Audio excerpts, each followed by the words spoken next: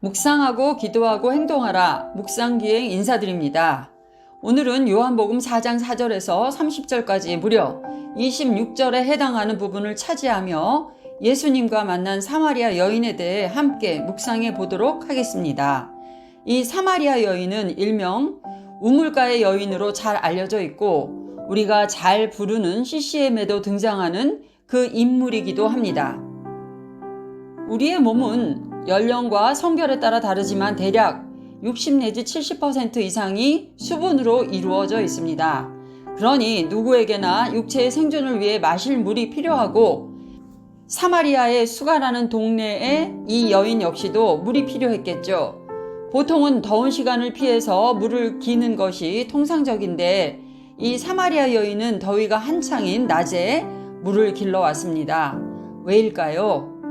그녀는 보통의 다른 마을 사람들이 물을 길러 오는 시간을 피해서 물을 길러 나와야 했던 처지는 아니었을까요?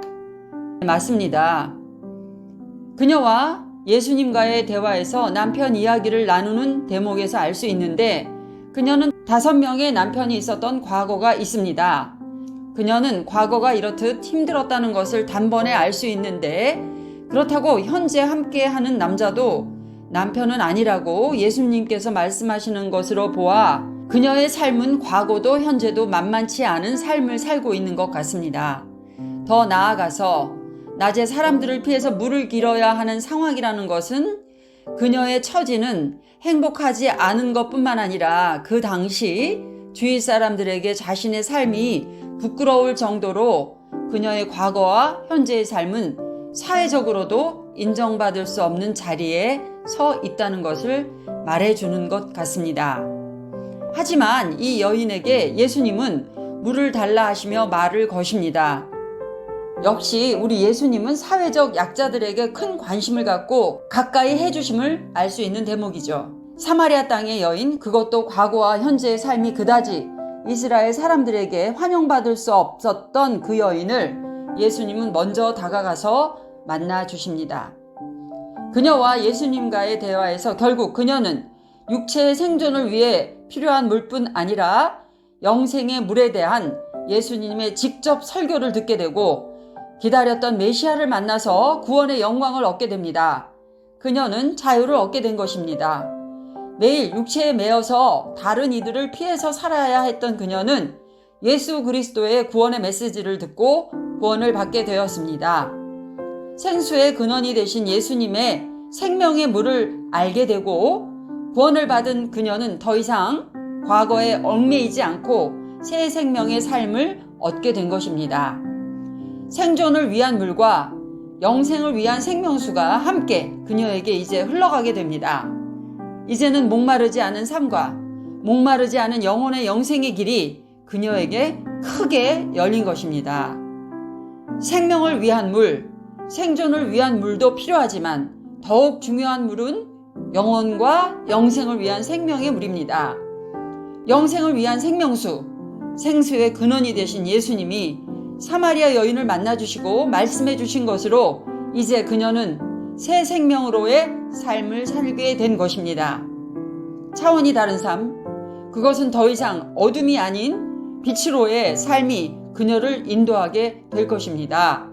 오늘 우리는 이 사마리아 여인에게 중요한 3가지를 배워야 할 것 같습니다. 첫 번째는 다가오시는 예수님을 그녀는 피하지 않았다는 것입니다. 두 번째, 그녀는 예수님께서 자신이 궁금해했던 점들을 질문합니다.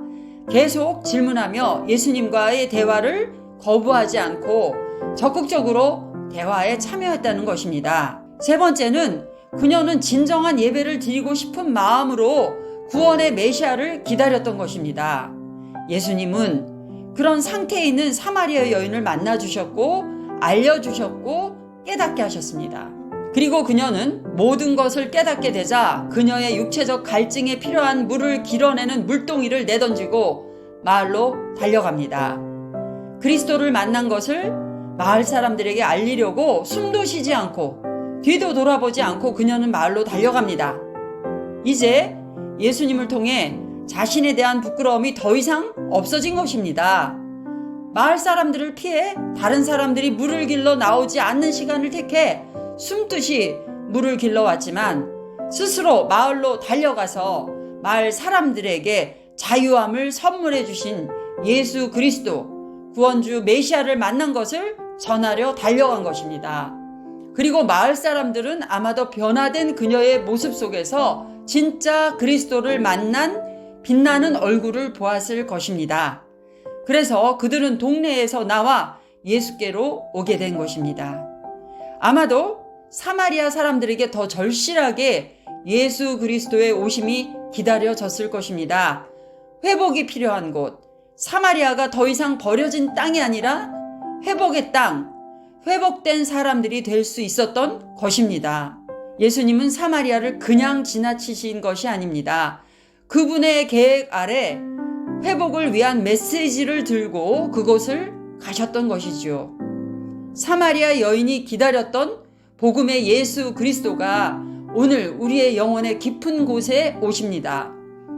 육체적인 문제를 해결하는 보물단지라고 여겼던 우리들의 물동이도 던져버리고 기도로 대화하고 질문하여 깨달아 예수님의 복음을 전하는 사마리아 여인과도 같은 행함이 있는 하루가 되시길 바라며 함께 기도하겠습니다.